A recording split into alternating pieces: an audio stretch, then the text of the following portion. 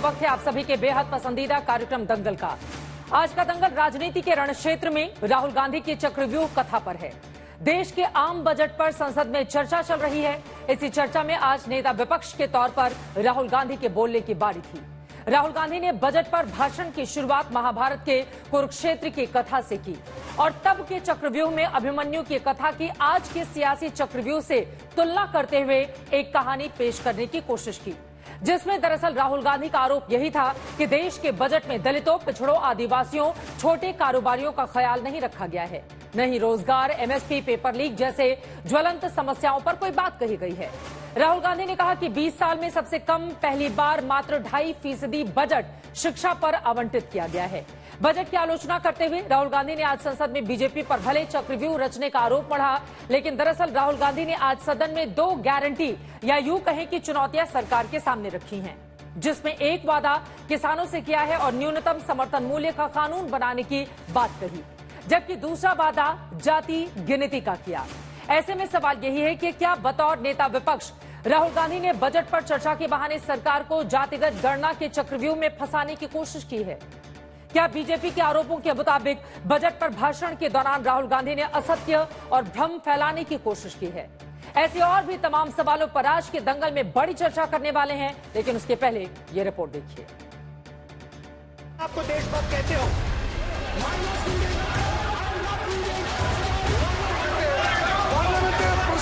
हलवा but रहा है sir, और इसमें 73% का एक है ही नहीं। देश के बजट पर विपक्ष के नेता राहुल गांधी ने लोकसभा में चर्चा क्या शुरू की।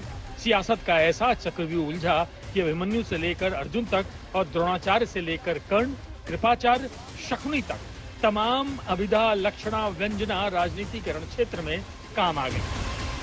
अभिमन्यु को चक्रव्यूह में फंसाकर, ट्रैप कर 6 लोगों ने मारा।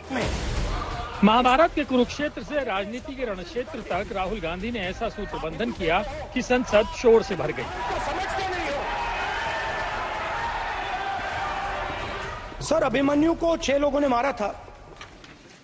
उनके नाम द्रोणाचार्य, कर्ण, कृपाचार्य, कृतवर्मा, अश्वत्थामा और शकुनी।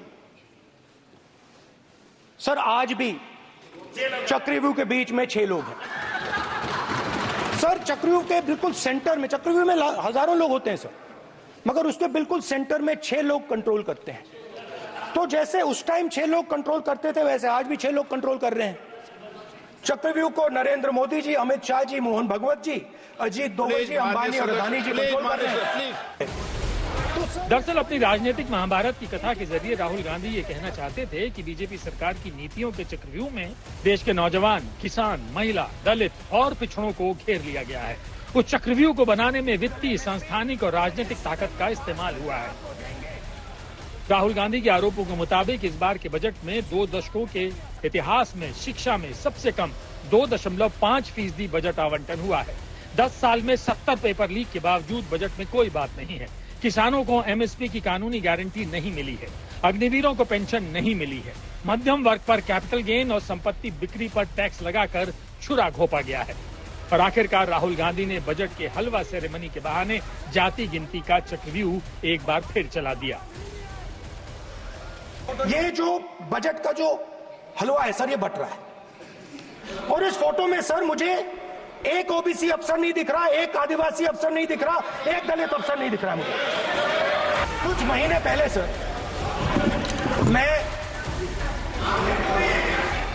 जब राहुल गांधी हलवा सेरेमनी में दलित अफसर मौजूद नहीं होने की शिकायत कर रहे थे, तब वित्त मंत्री निर्मला सीतारमण हैरानी में अपना सिर पकड़े बैठी थी। हालांकि राहुल गांधी के भाषण के दौरान सदन के नियमों की अज्ञानता, अनदेखी और उल्लंघन को लेकर कई बार शोर शराबे की नौबत भी आई, लेकिन 42 मिनट के भाषण की समाप्ति करते करते राहुल गांधी ने सरकार को चुनौतियां भी पेश कर डाली। इंडिया गठबंधन गारंटीड लीगल एमएसपी इस सदन में पास करेगी। वैसे ही मैं कह रहा हूं, आपको अच्छा लगे ना लगे, जाति जनगणना इस हाउस में, इस सदन में पास करके हम आपको दिखाएंगे।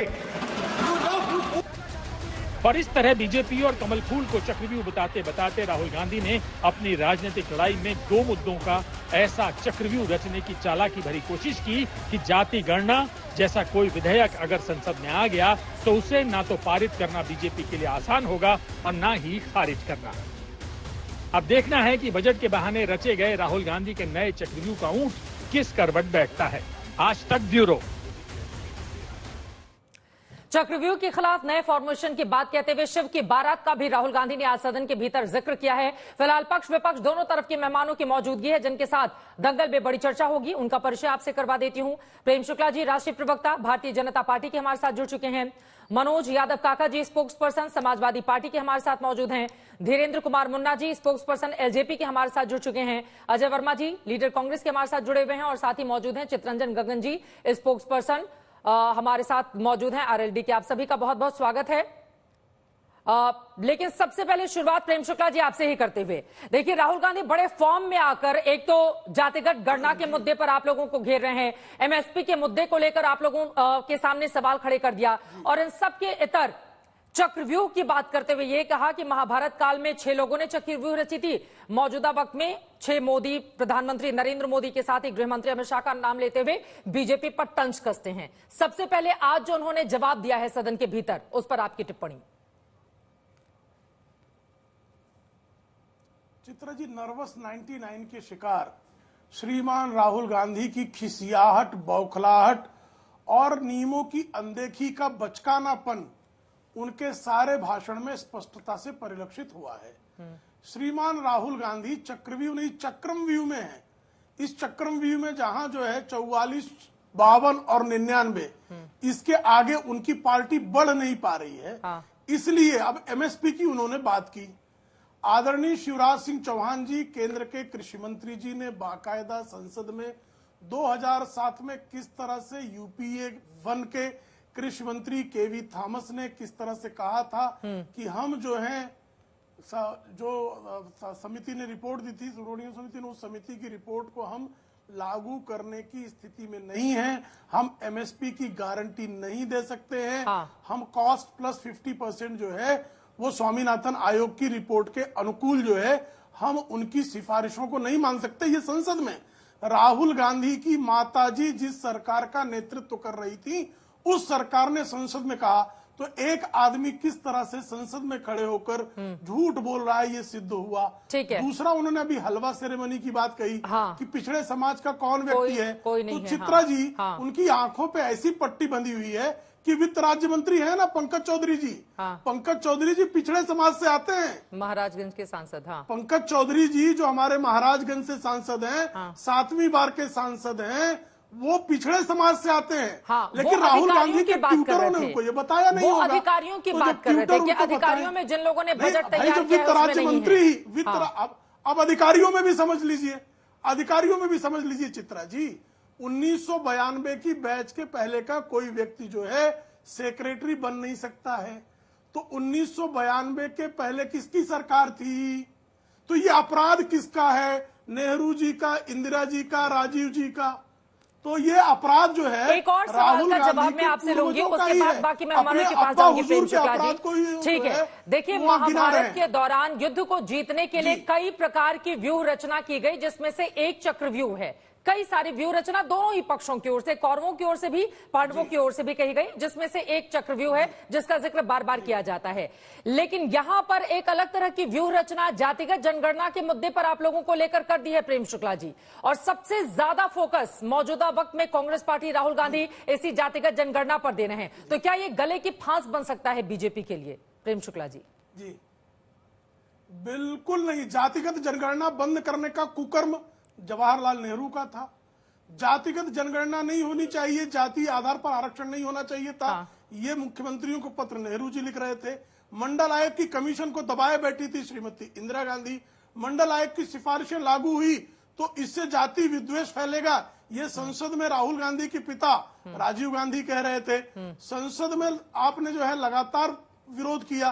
उसके बाद जो है जातिगत जनगणना 2004 से 14 में क्यों नहीं कराया, और जब कराया तो जाति सर्वे का जो है रिपोर्ट क्यों नहीं रिलीज किया? उसमें त्रुटियां थी, ये इनके सामने आई, क्यों नहीं रिलीज किया? इन्होंने प्रकाशित करने का काम क्यों नहीं किया? किसने इसे, और अभी जो है मैं जवाब ले लेती हूं। सर्वे कर्नाटक में किया, आज तक दबाए बैठे हैं। हाँ। किसने इनको रोक रखा है? अजय वर्मा जी, आप कांग्रेस पार्टी को सपोर्ट करते हैं, इसी वजह से मेरा ये सवाल है। उसके बाद मैं बाकी मेहमानों के पास जाऊंगी। मनोज काका जी भी बड़ा मुस्कुरा रहे हैं। चित्ररंजन गगन जिनका आप वो सही कर ले, आरएलडी नहीं आरजेडी होगा। लेकिन अजय वर्मा जी आपके पास आते हुए मेरा आपसे ये सवाल है, अजय वर्मा जी, आप लोगों ने 2011 में जाति गणना हुई थी या नहीं हुई थी? यूपीए के शासनकाल में हुई थी। उस समय का डेटा तो 3 साल आपके पास थे ना, उस समय का डेटा आप लोगों ने रिलीज नहीं किया। क्यों नहीं रिलीज किया ये देश के सामने बताया नहीं। और अब सबसे ज्यादा फोकस आप लोगों का, ऐसे भैया 3 बार की सरकार बन गई है अब बीजेपी की, एनडीए की, तो अब जातिगत जनगणना एक ऐसा मुद्दा ले आकर घेरते रहो। पहले ये तो बताइए 2011 में जो आपने करवाया था उसके आंकड़े 3 साल आपके पास थे, और जातिगत जनगणना, ये कोई भी गणना कराने में देश का कितना संसाधन और पैसा खर्च होता है। अगर हम गणना करवाते हैं और डेटा रिलीज नहीं करते, क्या ये देश के साथ धोखा नहीं है? अजय वर्मा जी, चित्रा जी छिपा के रख लिया। अभी विद्वान प्रवक्ता भाजपा के हाँ, पिछले अभी वो नेहरू जी, इंदिरा जी 64, 65, 71, 11 से निकल नहीं पा रहे, उसी अवसाद में जी रहे हैं। नरेंद्र मोदी जी ने यह कहा था, रशिया में देश के प्रधानमंत्री हैं, ज्ञानी प्रधानमंत्री हैं, मित्रों 2014 से पहले भारत निराशा और अवसाद और पता नहीं किस किस में जी रहा था। 2014 से पहले कई बार रशिया में, यानी देश की धरती से बाहर जाके भारत को निराशा और अवसाद में जी रहा था, कई बार कहा। तो जब 2014 के बाद ही देश आजाद हुआ है, वो भी मोदी जी ने आजाद कराया, और एक वास्को डिगामा साहब गुजरात से आए थे जिन्होंने भारत की खोज करी, भारत की उत्पत्ति करी। तो फिर इसके बाद जब राहुल जी हमारे नेता सदन में चर्चा कर रहे हैं, पूछ रहे हैं, जातीय जनगणना तो छोड़ दीजिए, 2021 की जनगणना ही नहीं कर रहे हैं आप, 24 आ गया, बजट में कोई प्रावधान नहीं करा है। गणना कराकर रिपोर्ट छिपा लेने से अच्छा है मत करवाइए। आप देश का संसाधन किस तरह से लगाएंगे, ये सवाल पूछा जाएगा ना अजय वर्मा जी। आप लोगों से मुझे ये बताइए, 2011 के जो जातिगत आंकड़े थे, जो गणना करवाई गई थी, उसके आंकड़े आज तक कांग्रेस पार्टी ने जो 3 सालों तक 14 तक सरकार में थी, क्यों रिलीज नहीं किया गया? बताइए पहले। आप कह रही हैं, यही कह रहा हूं, आप कह रही हैं, ये कह रहे हैं कि आप गलत थे, लोगों ने हमको गलत मान लिया और हमें उसकी नहीं मैं बता तो रहा हूं, आंकड़े क्यों नहीं वही मैं बता रहा भैया? हूं, हमें उसकी सजा दे दी। फिर मान्यवर आ गए, तीसरी बार भी आ गए। केवल झूठ बोलो, जोर से बोलो, सुबह बोलो, शाम बोलो, रोज बोलो, तेज बोलो। इनसे कहिए फैक्ट्स पे बात करें। बेरोजगारों के लिए क्या देंगे, छात्रों के लिए क्या देंगे? आर्थिक जनगणना में बजट में कोई प्रावधान ही नहीं करा, न जातिगत का, न आर्थिक का, न जनगणना का। और दूसरी बात यह है कि आप ये देखिए कि अगर कर लेते तो जो 80 करोड़ लोगों को अनाज पे आश्रित कर रखा है, 10-12 करोड़ वो बढ़ जाते, उसका नहीं है। नहीं, रक्षा के बजट में भी आपने लॉलीपॉप के सिवा कुछ नहीं दिया है। हमें उम्मीद थी 7.5 आना चाहिए था। और सुन लीजिए, एक और फाइनल कर रहा हूं, कहा था 2024 तक 5 ट्रिलियन कर देंगे, सबके दावे थे, सबकी न्यूज थी, सबके टीवी पर, आपके चैनल पर भी थे। लेकिन 3 ट्रिलियन से ज्यादा अब कह रहे हैं 2029 में करेंगे। शुक्ला जी, आप पहले जवाब दे दीजिए। मनोज जी, धीरेन्द्र जी, ठीक है, फेलियर सरकार की फेलियर है, सिवाय इसके कि गरीबों को कुचलना, मध्यम वर्ग को कुचलना और अत्याचार करना। प्रेम शुक्ला जी, जल्दी से जी, जरा शांत हो जाए तो मैं शुरू करूं। हाँ, शांत हो गए हैं, बोलिए। देखिए, नेहरू का नाम लेते ही कैसे इनको जो है नकनकाने लगते हैं, आप देख रही हैं। इंदिरा का नाम क्यों न लिया जाए भाई? इंदिरा गांधी की नाक से तो नाक मिलाते हैं, और जब उनकी नकटी वृत्ति को बताते हैं तो बहुत चिढ़ जाते हैं। इतना चिढ़ने की क्या जरूरत है? राजीव गांधी के कारण ही श्रीमती सोनिया गांधी जो है वो कांग्रेस का है भाई। क्या मैं उनका ना सम्मान से ही नाम दे रहा हूं? क्या अवमानना की भाषा की? कौन सी अवमानना वाली भाषा की, जरा बताइए। कौन सी अवमानना की भाषा बोली मैंने? कौन सी बोली, जरा अभी मुझे रेखांकित कर दीजिए। नकनकाना क्या है? इसमें अवमानने वाली भाषा है ये? ठीक है, बोलिए। क्या इसका मतलब क्या समझा? बाकी लोग भी इंतजार कर रहे हैं। ठीक है, क्या शुक्ला जी, नहीं, अनायास हस्तक्षेप कर रहे हैं वो। देखिए किस तरह से जो है झूठ बोलना और बारंबार झूठ बोलना, यही कांग्रेस का चरित्र हो गया है। अभी इन्होंने जो है एजुकेशन बजट की बात की। 2013-14 में इन्होंने एजुकेशन बजट था इनका 74,000 करोड़। इस बार का एजुकेशन बजट है 1.48 लाख करोड़ प्लस 2 लाख करोड़ जो है जो इंटर्नशिप के लिए एम्प्लॉयमेंट जनरेशन की दी जा रहा है वो अलग। इनके बजट से 2 गुना बजट है, लेकिन ये बजट कम है। अब इनकी स्थिति है, बिना अध्ययन करके आने का यही परिणाम होता। ना तो राहुल गांधी जी अध्ययन करने को तैयार है, न कांग्रेस पार्टी अध्ययन करने को तैयार है, न कांग्रेस के समर्थक अध्ययन करने को तैयार है। साहब मुझे कृपा करके बताइए ना, कितने ट्रिलियन की इकोनॉमी आप छोड़कर गए थे? और जो आप औसात की बात कर रहे हैं, फ्रेजाइल 5 टर्म जो है ये किसने दिया था? ये क्रेडिट एजेंसीज ने दिया था वर्ल्ड वाइड। चित्रा जी मैं गलत कह रहा हूं तो टोकिएगा मुझे। फ्रेजाइल 5 भारत की अर्थव्यवस्था को ये टर्मिनोलॉजी किसने क्वाइन की थी? भारतीय जनता पार्टी ने क्वाइन की थी। ये वैश्विक जो क्रेडिट एजेंसीज हैं, जो रेटिंग एजेंसीज हैं, उन्होंने कहा था।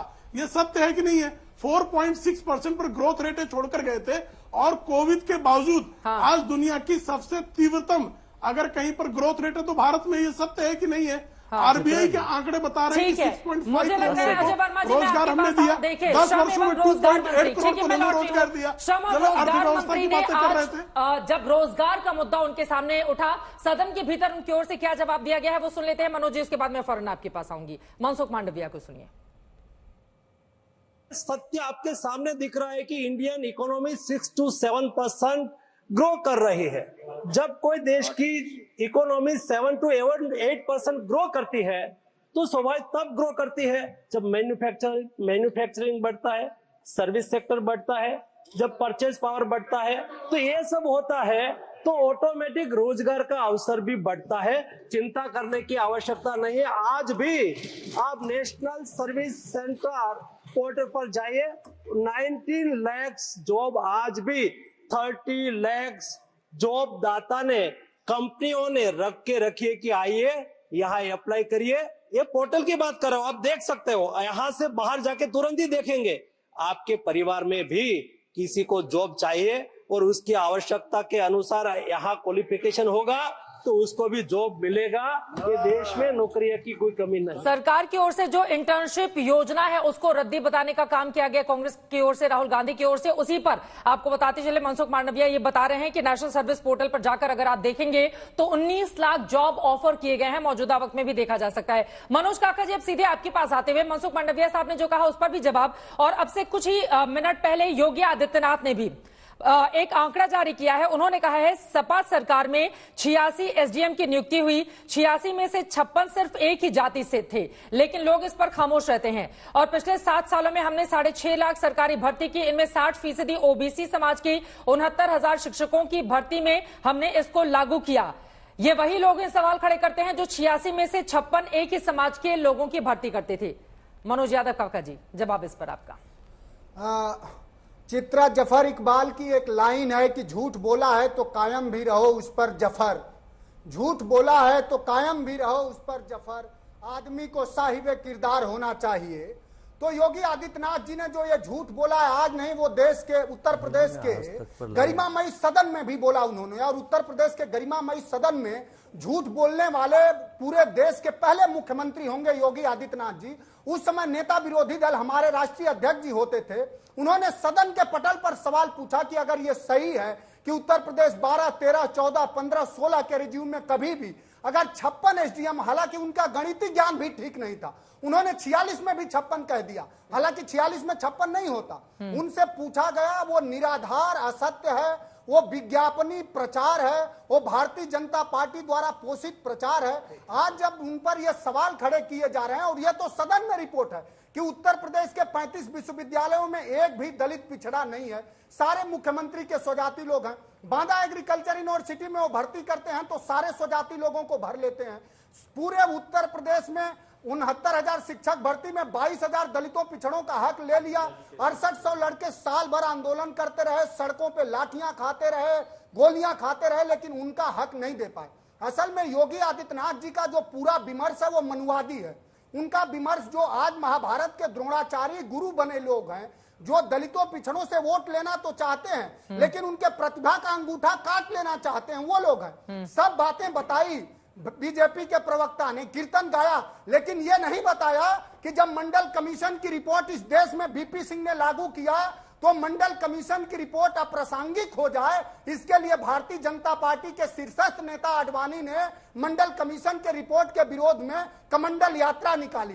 किस लिए निकाली? वो कौन लोग थे जो मंडल कमीशन के विरोध में इस देश के सदन में गए, हल्ला मचाए? वो वही लोग थे जो भारतीय जनता पार्टी के लोग हैं, मनवादी और द्रोणाचारी गुरु हैं, जो हर दलित पिछड़े के प्रतिभा का अंगूठा काट लेना चाहते हैं। आज हमारे नेता ने एक सवाल खड़ा किया कि जिस सरकार के नाक के नीचे यूपीएससी का प्रतिभागी छात्र डूब के मर जाते हैं। वो छात्री नहीं मरे हैं, सरकार का इकबाल मर गया है। उस सरकार को अपनी जिम्मेदारी लेने के बजाय दिन रात आप पर, इस पर, उन पर, मैं ये जानना चाह रहा हूं। अरे भैया, तो एलजी और आप दोनों की ही जिम्मेदारी है मनोज यादव काका जी, और हमारे नेता बिल्कुल दोनों की ही जिम्मेदारी है। एलजी और आम आदमी पार्टी, अरविंद केजरीवाल, दोनों के बीच में देखिए, उस विषय पर अभी हम चर्चा नहीं कर रहे हैं। 6 बजे उस पर विस्तार से ग्राउंड जीरो से चर्चा होनी है, लेकिन ये बेहद गंभीर विषय है। दोनों ही जिम्मेदार हैं, अधिकारों की पॉलिटिक्स दोनों ही करते हैं, लेकिन उसकी नहीं सब मनोज यादव काका जी, अब हम स्पीच देने नहीं आए ना रैली में। आप तो सवाल इतना लंबा चौड़ा बोल चुके, 2 और लोग हैं। आप तो सब समझती हैं, आप तो सब समझ।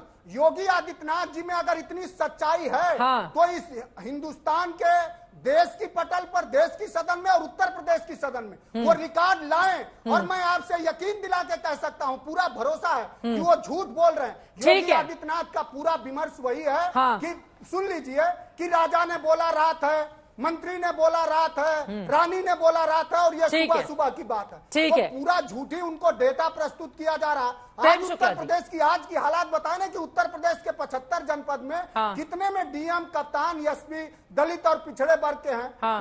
उनका मुख्य सचिव किस जाति का है, डीजीपी किस जाति का है, प्रमुख सचिव गृह किस जाति का है। आज बजट में भी जाति खोज रहे थे राहुल गांधी, उत्तर प्रदेश के जो अधिकारी खड़े हैं उनमें, तो मतलब बजट में भी मुझे लग रहा है कि प्रेम शुक्ला जी इस पर जवाब देंगे कि फोटो में कितने अधिकारी किस जाति से खड़े हैं। देश के लिए ये ज्यादा इंपॉर्टेंट है। मनोज काका जी, आप मेरी बात सुनिए ना, सवाल भी सुनने का धैर्य दिखाइए। या ये ज्यादा इंपॉर्टेंट है कि आम लोगों के हितों के मद्देनजर रोजगार की व्यवस्था है या नहीं है, महंगाई को लेकर सरकार के क्या प्रयत्न हैं, किसानों को लेकर सरकार, या फिर हम जाति जितने अधिकारी खड़े हैं भैया उनके माथे पर लगा दो कि कौन सी किस जाति के हैं। क्या इस तरह से हम आगे बढ़ेंगे मनोज यादव काका जी? मुझे लगता है कि बहुत सारे सवाल हैं। योगी आदित्यनाथ ने क्या कहा है रोजगार को लेकर, वो भी सुनाएंगे। 2 और मेहमान जुड़े हुए हैं, उनकी टिप्पणी लेना जरूरी है, लेकिन प्रेम शुक्ला जी पहले जो जवाब इनकी ओर से दिया गया है मनोज यादव काका जी की ओर से 10 सेकंड में बोल लीजिए मनोज जी, 10 सेकंड में। झूठ का विराह गाया गया अभी। चित्रा ये पूरे देश में सब जानता है। अगर जिन लोगों को भी विधायी ज्ञान होगा कि इस देश में पिछड़ेपन का 2 कारण इस देश के सर्वोच्च न्यायालय ने बताया। वो क्या बताया? शैक्षणिक बताया और जातिगत बताया। तो जब हमारे पिछड़ेपन का आधार ही जातिगत है तो बिना जो तबका, जो समूह 90 हजारों अरे भैया गरीबों को देखने जाने के लिए ठीक है, जातिगत जनगणना करवा लीजिए, समझ में आ गया। यूपी में जब आपकी सरकार बनेगी, आप लोग बार बार दावा करते हैं, लेकिन प्रेम शुक्ला जी उन्होंने जो गंभीर आरोप लगाया, पहले जवाब दीजिए। धीरेन्द्र जी, चित्रंजन जी इंतजार कर रहे हैं। बनते ही 3 महीने में ठीक है, प्रेम शुक्ला, जातिगत जनगणना जो संविधान के करा लीजिएगा मनोज जी, अभी जवाब सुन लीजिए भैया, अभी जवाब सुनने का धैर्य, जवाब सुनने का इंडिया अलायंस का जो इलेक्शन मनोज जी, अभी 2027 में थोड़ा टाइम है, अभी जवाब ले लेते हैं, हमारे पास समय चला जाएगा वरना। बोलिए। आपने स्टूडियो में बैठा लिया, उपद्रव मचाया। नहीं बोलिए। देखिए, झूठ का विराह कितना भी गाया जाए वो झूठ बोलने दे। श्रीमान झूठ का विराह गाते हुए मनोज जी प्लीज बोलने दीजिए। मनोज यादव जी प्लीज बोलने दीजिए आराम से। 1 सेकंड, कोई दूसरे पर टिप्पणी नहीं करेगा। 1 सेकंड मर्यादा झूठ का विराह गाने वाले इस विराह का अपनी बारी में तू तड़ाक कर रही है। कोई तू तड़ाक नहीं तू तड़ाक की भाषा का प्रयोग कर रहे हैं। प्लीज आप जवाब दीजिए भाई, वो 2 लोग इंतजार कर रहे हैं। मैंने नहीं किया, कोई नहीं बोलेगा। मैं जवाब ही दे रहा हूँ, तू तड़ाक कर रहा है स्टूडियो में बैठ के। मनोज यादव जी, आपका ऑडियो मुझे डाउन करना पड़ेगा अगर आप लगातार बोलेंगे। कौन सीख रहा है? मनोज यादव जी, मुझे आपका ऑडियो डाउन करना पड़ेगा अगर आप लगातार बोलेंगे तो। यही तो तुम दिखाना चाहते हो सर। मनोज यादव जी, मुझे लगता है ये लगातार तू सीख रहा तड़ाक है। की भाषा, बदतमीज आदमी प्लीज सीखेगा, प्रेम शुक्ला जी, आप भी शुरू हो गए। ठीक है, तुम बदतमीज हो, तुम्हारा बाप बदतमीज है। मैं बिल्कुल नहीं शुरू हो रहा हूँ, अभद्रता कर रहा है लगातार। मनोज यादव जी, ये कौन सी भाषा है? ये मैं इसके बाप की बात का नाम लूं? भाषा है। आप टीवी पर बैठे हैं, मैं इसके बाप का नाम लूं? 1 सेकंड, ऑडियो कितने बापों की औलाद है बताऊं, अच्छा लगेगा? प्रेम शुक्ला जी बिल्कुल नहीं। 1 सेकंड, अभद्रता के लिए आज तक पर कोई जगह नहीं है। कोई किसी के बाप के पास नहीं जाएगा इस तरह की अभद्र भाषा का इस्तेमाल करते हुए, और चैनल इससे कतई इसको स्वीकार नहीं कर सकता है। मनोज यादव काका जी प्लीज अपने शब्दों पर मुझे लगता है कि थोड़ा सा ध्यान रखकर बोलने की जरूरत है। प्रेम शुक्ला जी, आप अपनी बात कीजिए। धीरेन्द्र कुमार, चित्रंजन, गगन जी इतने वरिष्ठ हैं, इंतजार कर रहे हैं। प्रेम शुक्ला जी बोलिए। देखिए, झूठ कितना भी बोल लिया जाए झूठ ही रहेगा। मंडल आयोग के संदर्भ में श्रीमान जी ने ऐसा झूठ बोला, भारतीय जनता पार्टी के 1984 के घोषणा पत्र में भी मंडल आयोग की सिफारिशों को लागू करने की बात है। विश्वनाथ प्रताप सिंह की सरकार से समर्थन बिल्कुल मंडल आयोग के मुद्दे पर नहीं लिया गया, और संसद में एक मुझे वाक्य कोई दिखा दे कि भारतीय जनता पार्टी के किसी सांसद ने मंडल आयोग की सिफारिशों का विरोध किया। मैं चुनौती देता हूं मनोज यादव को इस बात पर माफी मांगनी चाहिए कि संसद के कार्रवाई में भारतीय जनता पार्टी के किसी सांसद ने न उच्च सदन में न निचले सदन में कभी किसी ने इस पर किसी प्रकार का विरोध नहीं किया है। विरोध किया था कांग्रेस ने। आज जिसके चरण चापन में जो है आप मस्त हैं। भारतीय जनता पार्टी ने कभी पिछड़ों का विरोध नहीं किया। भारतीय जनता पार्टी ने कभी मंडल आयोग का विरोध नहीं किया। भारतीय जनता पार्टी ने निश्चित तौर पर जो है एक जाति विशेष के लोगों को जो आप थानों में नियुक्त कर रहे थे, तहसीलों में नियुक्त कर रहे थे, तो उसका तब भी विरोध किया। एक ही जाति विशेष के लोग जो है यूपीपीसीएस की परीक्षाओं में आ रहे थे, उसका विरोध किया करेंगे। और दलितों को जो है प्रमोशन में जो फिर लगे चिल्लाने हैं, चित्रा जी ये क्या तरीका है? नहीं बोलेंगे। चित्रा जी ये क्या तरीका? फिर अभद्रता शुरू हो गई। नहीं बोलेंगे, बोलिए जल्दी से। बोल रहे हैं और उनका ऑडियो भी आ रहा है। देखिए किस तरह से पदोन्नतियों में, दलितों को पदोन्नतियों में से जो है प्रमोशन को खत्म करने का दुष्कर्म समाजवादी पार्टी की उत्तर प्रदेश की सरकार ने किया। हिम्मत हो तो ये मुलायम सिंह यादव का विरोध कर दें। हिम्मत हो अगर इनमें, ये पीडीए की बात करते हैं ना, मुलायम सिंह यादव ने दलितों को पदोन्नतियों में से पदोन्नति खत्म कर दी थी। ये 2003 से 7 के बीच के उनका जो कार्यकाल था उसमें, अगर इनमें हिम्मत हो। मैं इस पर 2 लाइन में जवाब दे देती हूँ। बाकी बिहार से भी हमारे साथ 2 मेहमान जुड़े हुए हैं, उनकी बात रह जाएगी। मनोज जी आप जल्दी से जवाब दीजिए। मुलायम सिंह यादव के कार्यकाल का वो जिक्र कर रहे थे। देखिए चित्रा, ये सारे मैंने वही बात कहा ना कि जो बात योगी आदित्यनाथ जी ने सदन में बोला, सदन के पटल पर कम से कम उनसे सच की उम्मीद करी जा सकती है। वो एक मुख्यमंत्री के साथ साथ एक पीठ के पीठाधीश्वर भी हैं, लेकिन दुर्भाग्यपूर्ण है कि वो फिर भी झूठ बोलते हैं। वो ऐसा कभी नहीं हुआ। समाजवादी पार्टी एक पहला ऐसा राजनीतिक दल है जिसने सामान्य सीटों पर भी दलितों को चुनाव लड़ाया। हम दलित, वंचित और पिछड़े तबके का पीडीए की जो अवधारणा है, हम पूरी तरह से चाहते हैं कि उसके पूरा से पूरा उनका आर्थिक, सामाजिक, राजनीतिक, शैक्षणिक भागीदारी सुनिश्चित हो। आप 10 साल से सरकार में हो, क्यों नहीं मंडल कमीशन की बाकी रिपोर्टों को लागू कर देते रहे? आप मंडल कमीशन की 38 में से 2 रिपोर्टें सिर्फ लागू हैं, शैक्षणिक और शासकीय। आप बाकी 36 रिपोर्टें लागू कर दो। ठीक है, तू मैं नहीं फंसेंगे, थोड़ा आगे बढ़ते हैं प्लीज। अपनी अपनी बारी में कितना ज्यादा अच्छा रहता कि किस सरकार ने अपने कार्यकाल में कौन कौन से कामकाज किए और गरीबों को बाहर निकालने का काम किया, अगर दोनों ही पार्टियां इस बात का ज्यादा जिक्र करती है बजाय इसके कि कितनी जाति को कितना आगे बढ़ाने। मुझे लगता है जाति के जंजाल से थोड़ा सा ऊपर सोचकर लोगों की जिंदगी को कैसे बेहतर करें, गरीबों की जिंदगी को कैसे ऊपर लेकर आए ताकि उनकी गरीबी खत्म हो। आप दोनों ही पार्टियों को यह सोचे जाने की जरूरत है। लेकिन मुख्यमंत्री योगी आदित्यनाथ की ओर से कुछ ही देर पहले उनकी ओर से कैसे नौकरी दिए जाने का जिक्र करते हुए पिछड़े और अगड़े इसका भी जिक्र किया गया। सुन लेते हैं सीएम को, उसके बाद धीरेन्द्र जी फौरन, चित्ररंजन गगन जी मैं फौरन आप दोनों के पास आ रही हूं। सुनिए उत्तर प्रदेश के सीएम को।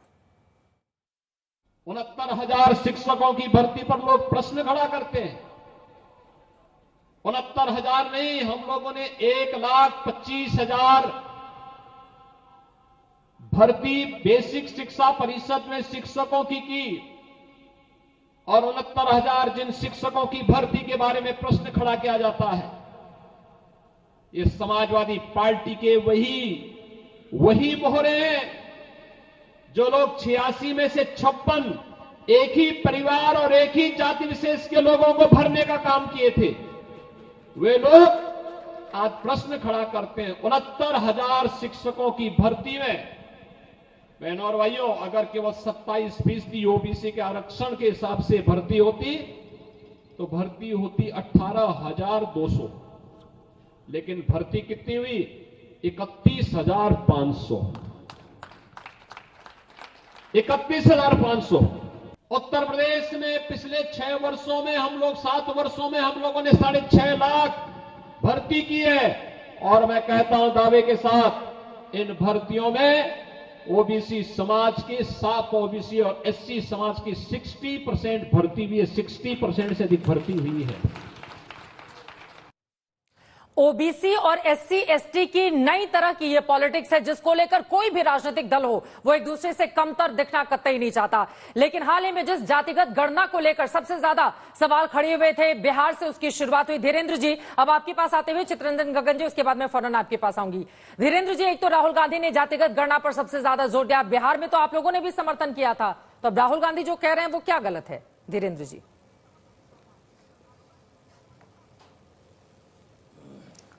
चित्रा जी, राहुल गांधी जी क्या सही कह रहे हैं, मुझे इसकी जानकारी अभी तक नहीं मिली है।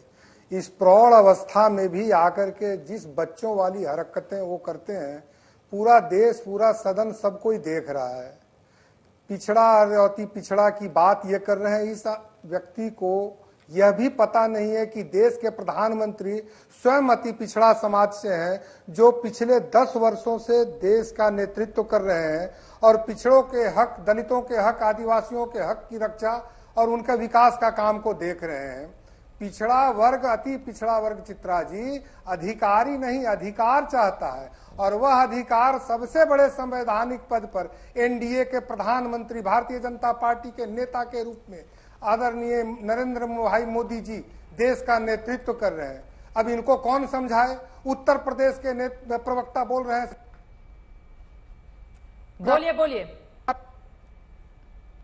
कुछ तकनीकी दिक्कत आ रही है धीरेन्द्र जी, आपका वीडियो नहीं आ रहा है। बोलिए बोलिए बोलिए। लेकिन एमवाई का मतलब बोलिए, आ गई आवाज।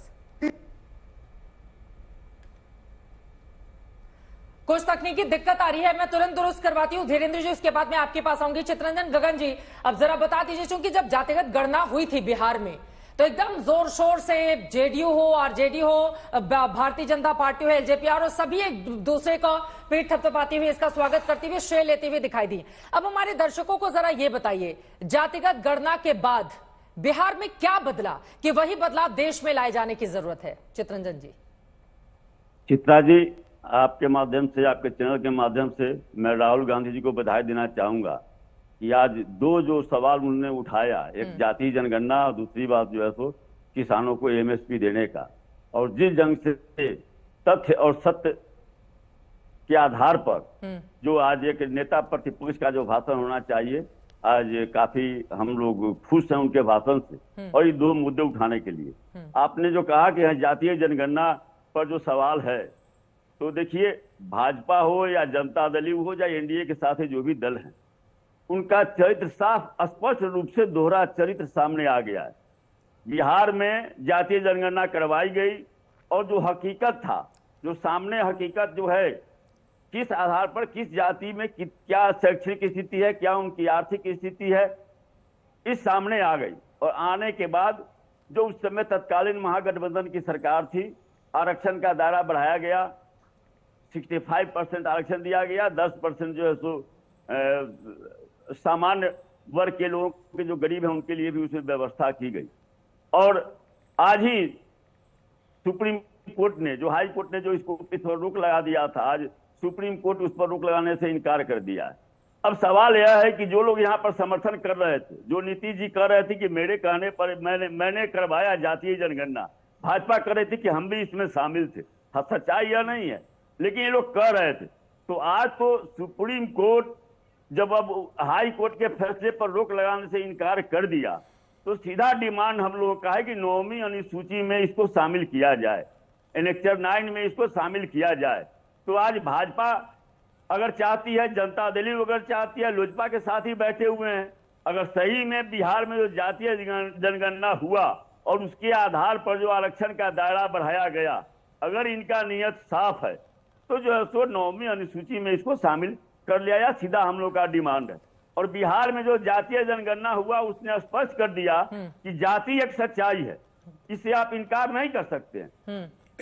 सर, जाति सच्चाई है, उसको इनकार नहीं कर सकते, ये बिल्कुल सही बात है चित्ररंजन जी। इसी वजह से बिहार को बाकी राज्यों के मुकाबले, सुन लीजिए ना सर, 35 सालों से जहां पर पिछड़ों की सरकार हो, 2-3 मुख्यमंत्री के इर्द गिर्द जहां की पॉलिटिक्स टिकी हुई हो, वहां पर भी केंद्र सरकार को 58,000 करोड़ अतिरिक्त लगाने पड़ते हैं।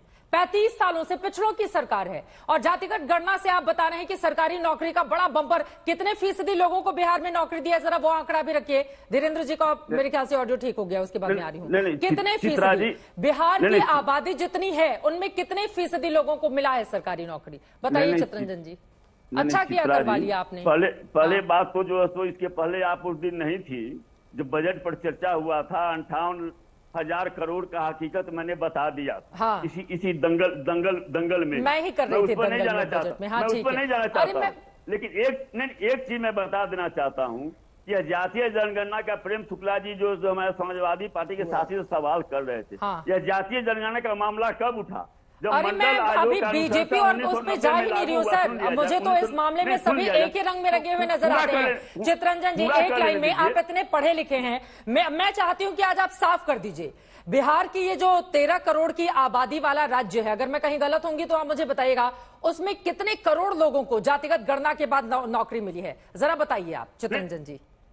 देखिए, जातिगत जनगणना हुआ 2023 में, और 2023 के बाद 2023 में आदरणीय तेजस्वी जी के प्रयास से जो यहाँ पर लगभग 5 लाख नौजवानों को नौकरी मिली, उसमें उसका आरक्षण दिया गया, उस हिसाब से बढ़ाया गया।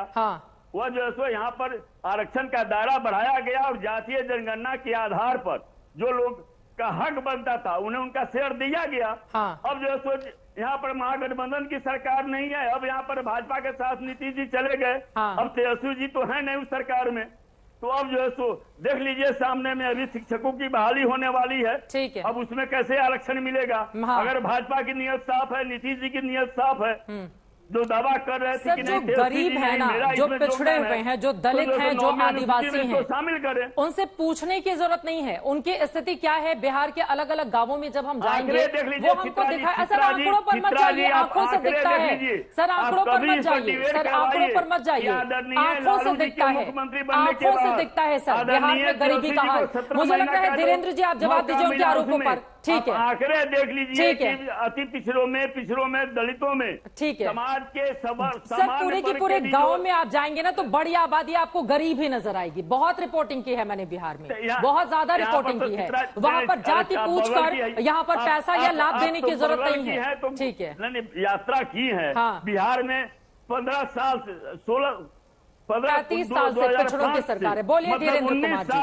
19 साल से नीतीश जी मुख्यमंत्री है। हाँ बोलिए धीरेन्द्र कुमार जी। नहीं 2005 के पहले जो आप देखिए जो विकास हुआ जी, चित्ररंजन जी हिस्सेदारी मिली पिछड़ों को, अति पिछड़ों की। ठीक है, अब मैं जवाब दे देती हूँ। ठीक है, आपने कई सवाल खड़े किए। बोलिए धीरेन्द्र जी, बोलिए जल्दी बोलिए। हाँ बोलिए धीरेन्द्र जी, सीधा सवाल दीजिए, 9वीं अनुसूची में शामिल करवाइएगा। हाँ बोलिए धीरेन्द्र जी, 9वीं अनुसूची में शामिल करवाएगा कि नहीं करवाएगा? सीधा जवाब। चित्ररंजन जी आप जवाब ले लेते हैं। अरे सुन लिए, जवाब तो सुनिए। पिछड़ों के अधिकार की बात आदरणीय राहुल गांधी जी ने उठाया। पिछड़ों को कितना जगह मिला है भारतीय वन सेवा में, पुलिस सेवा में और एडमिनिस्ट्रेटिव सर्विस में, इस पर वो सवाल खड़ा कर रहे हैं। लेकिन अधिकारियों को तो छोड़िए, इस देश में पिछड़ों को अधिकार मिला है प्रधानमंत्री के रूप में, जो स्वयं अति पिछड़ा समाज से आते हैं। और बिहार में तो आप देख लीजिए ना, पिछले 30 साल प्लीज उनकी बात हो जाए। वो तो आपको जब अधिकार देने की बात आई, मिनट के बाद बोल रहे हैं, प्लीज गगन साहब, प्लीज आपसे गुजारिश है, आप इतने वरिष्ठ हैं, उनको बोल लेने दीजिए। धीरेन्द्र जी, गगन जी सुनिए, सूची में इसको शामिल करवा। गगन साहब, आपको जब मौका आई नौकरी देने के लिए तो आदरणीय लालू प्रसाद जी ने नौकरी के बदले में जमीन ले लिया। और जब उत्तर प्रदेश में MY समीकरण की बात आई तो मुस्लिमों को छोड़ करके सिर्फ यूपीएससी में यादवों को नौकरी दी जा रही थी। तो क्या इससे पिछड़े समाज का जन कल्याण हो रहा था? अरे बीच में सुनिएगा नहीं चित्ररंजन जी, सच बात है तो थोड़ा सुनिए। चित्ररंजन जी प्लीज, अरे सुनिए तो सही, आपके पास दोनों लोग बोलेंगे सर, समझ में नहीं आएगा। आदरणीय राहुल गांधी जी ने, चित्रा जी चुप कराइए इनको, चित्रा जी बोलिए। ये लोग का एक ही तरह का ट्रेनिंग हो गया, चाहे राहुल गांधी जी हो, चाहे इंडी के प्रवक्ता हो या नेता हो, सारे लोग सिर्फ हल्ला करना जानते हैं। जब 4 करोड़ युवाओं को नौकरी देने की बात आई है चित्रा जी, जब महिलाओं को उनके काम करने के जगह पे हॉस्टल देने की बात केंद्र सरकार ने किया हो, और जब यह भी कह दिया हो कि जो हम 5 किलो गरीबों को अनाज दे रहे हैं वह भी अगले 5 साल तक जारी रहेगा, तो ये लोग संघर्ष का रास्ता छोड़ करके साजिश पे उतर के चले आए हैं। न इन लोगों को अल्पसंख्यकों से मतलब है, न पिछड़े जातियों के अन्य जातियों से मतलब है। इन लोगों को सिर्फ और सिर्फ अपने भ्रष्टाचार और अपने जेब भरने से मतलब है। वही कांग्रेस पार्टी है चित्रा जी कि सत्ता पाने के लिए खालिस्तानियों का समर्थन कर दिया, भिंडरवाला जैसे लोगों को खड़ा किया और बाद में खुद भी उनको दुनिया से हटवाया और उसमें दुखद है कि श्रीमती गांधी को भी जाना पड़ा। आज कहीं ना कहीं फिर से राहुल गांधी जी वैसे चीजों की पुनरावृत्ति इंडी वाले लोग कर रहे हैं। देश के टुकड़े करने वाले लोगों का समर्थन कर रहे हैं। आज जब बच्चों को 5,000 6,000 रुपया अप्रेंटिसशिप करने में उन्हें मिलेगा तो इस बात पर कह रहे हैं कि कॉर्पोरेट टैक्स माफ कर दिया गया, जबकि वित्त मंत्री जी ने कहा है उसी कॉर्पोरेट टैक्स के जो पैसे होंगे जिसमें रियायतें मिलेंगी उसको CSR के पैसे के रूप में उनको दिया जाएगा। और पिछड़ों की नौकरी की बात करने वाले लोग, इन लोगों ने तो जो भ्रष्टाचार मचाया है कि आधे लोग बेल पे और आधे लोग चित्राजी जेल पे है, पूरा देश जान रहा है।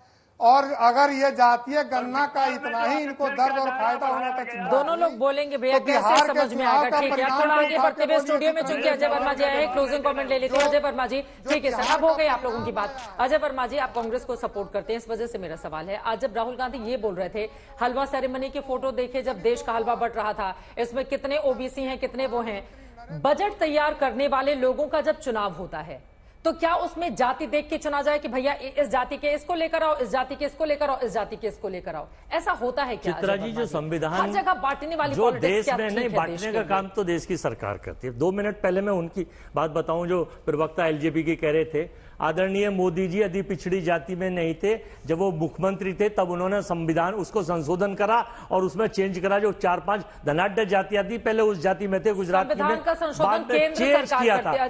दूसरा मैं बताना चाहता हूं अभी आपको कि संविधान में व्याख्या है, उत्तर प्रदेश में 75 जिले हैं, वहां पर कोई पिछड़ा, वहां कोई दलित या कोई अल्पसंख्यक, कोई अफसर DM और SSP में है। इसी तरह से राहुल जी ने जो व्यवस्था पर कुठाराघात किया कि क्या इसमें दलित पिछड़ा 73% लोग दलित और पिछड़े की उसमें राजनीति करते हैं और अल्पसंख्यक जोड़ दिया जाए तो अलग है। बुरा है, उस पर ज्यादा जोर देगी देश की जनता या फिर किसकी कितनी हिस्सेदारी है? बजट 20 लोगों में उस पर बजट में भागीदारी सबकी सुनिश्चित होनी चाहिए। इस देश में सारे, देखिए इस देश में केवल 2 लोगों के लिए, अडानी अंबानी के लिए अगर बनेगा तो इस देश के 145 करोड़ लोग बिल्कुल इसके खिलाफ जाएंगे। राहुल जी उनका नेतृत्व करेंगे। MSP किसानों को मिलनी चाहिए, रोजगार युवाओं को मिलना चाहिए, सुरक्षा महिलाओं को मिलनी चाहिए और मध्यम वर्ग के लोगों को व्यापार मिलना चाहिए। हमें इतनी ही की इजाजत देता है। आप तमाम मेहमानों का बहुत धन्यवाद हमारे साथ चर्चा में शामिल होने के लिए। कुल मिलाकर 2024 के चुनावी रिजल्ट के बाद अब नई तरह की पॉलिटिक्स देश के भीतर आगे बढ़ रही है, जिसमें जातिगत जनगणना को इंडिया गठबंधन की ओर से बढ़ा चढ़ाकर देश के सामने रखा जा रहा है और आज उसी का जिक्र करते हुए राहुल गांधी नजर आए। अब ये जो चुनौतियां सरकार के सामने खड़ी हो रही हैं, इसका क्या ढूंढती है वो जवाब, कैसे निपटेगी, इससे लगातार रहेगी आज तक की नजर। इसी के साथ दंगल में अभी के लिए बस इतना ही। देश और दुनिया की तमाम खबरों के लिए आप देखते रहिए आज तक।